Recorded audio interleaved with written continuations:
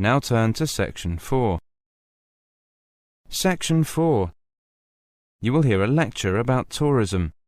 First, you have some time to look at questions 31 to 35.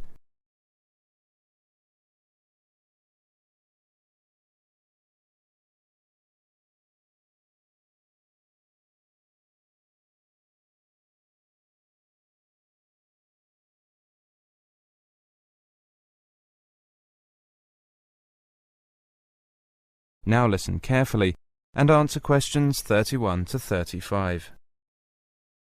Travel and tourism is the largest industry in the world, but calculating its economic impact is quite difficult. The one thing everybody can agree on, though, is that it's huge. There are two things which have influenced the growth of tourism.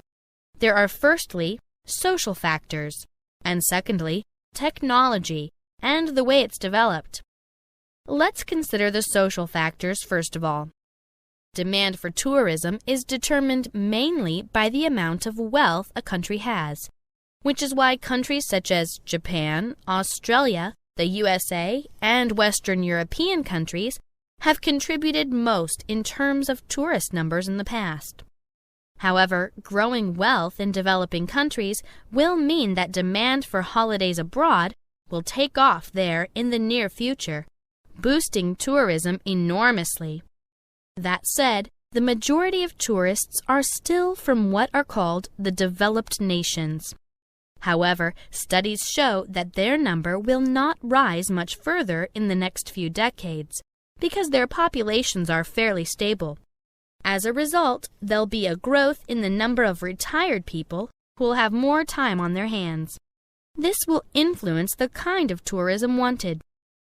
Fewer skiing holidays will be required, but there'll be an increase in the number of people wanting to visit art galleries.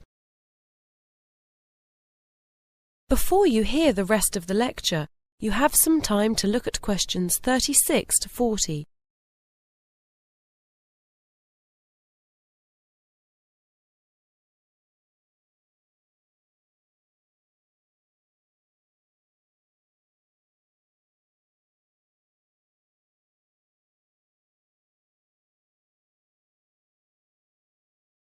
Now listen carefully and answer questions 36 to 40. Let's turn now to the second factor in the growth of tourism. The technology that sustains mass tourism today is the jet plane. Air travel has opened up the world. In 1970, scheduled planes carried 307 million passengers. Today, there are 4 times as many. In fact, cheaper and more efficient transport have been behind the development of mass tourism from its beginnings in Britain in the 19th century. The first package tours were arranged in 1841 by Thomas Cook, an entrepreneur whose company subsequently became one of the world's largest tour operators. In his day, it was the railway that allowed his business to flourish. Today, technology is proving important in other ways as well as in transportation. In the past, people went to a travel agent to find and book their holiday. Now many of these people are bypassing the high street travel agents and booking their holidays themselves on the internet. Airlines have been keen to encourage this direct approach as it keeps down their costs. And increasingly, high street travel agents are finding their business is disappearing. These days, there may be more tourists to go around, but there is also more competition among destinations, as cities, countries, and continents all compete for tourist revenue.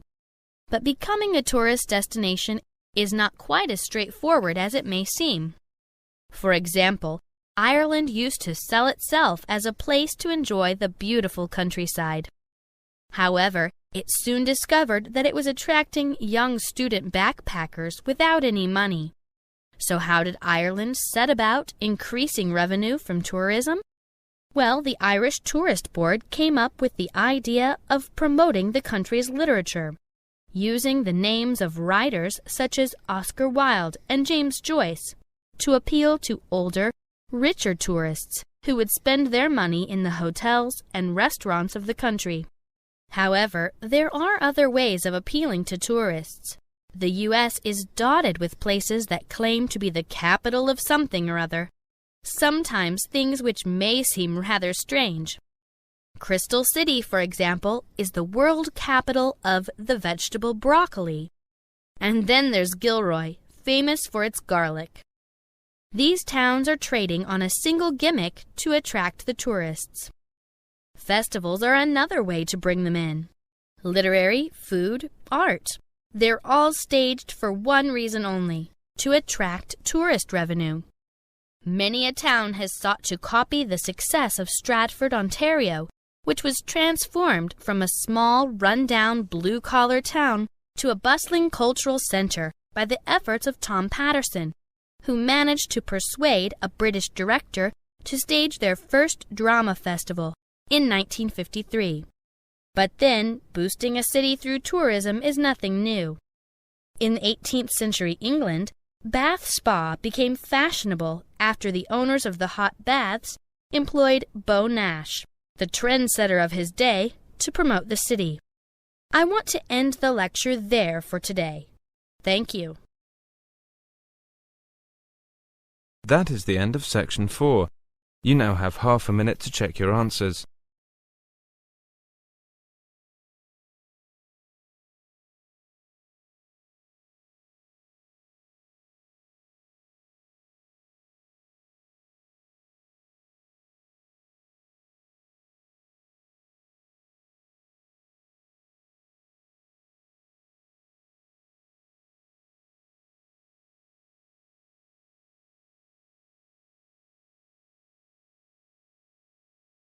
That is the end of listening test, the IELTS test.